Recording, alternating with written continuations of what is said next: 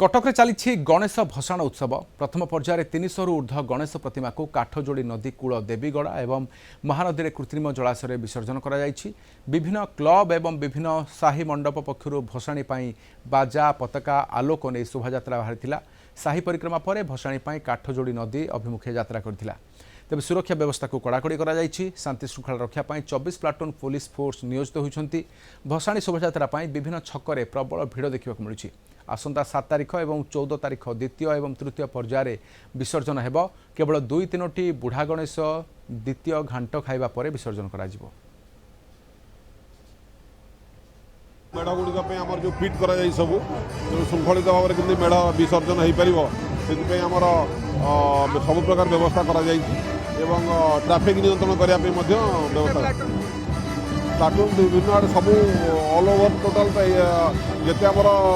जो जो जगार मेढ़ प्रति टाउन एरिया जहाँ आसी अराउंड सबू थाना एरिया सफिशिएंट फोर्स दि प्रति छक जी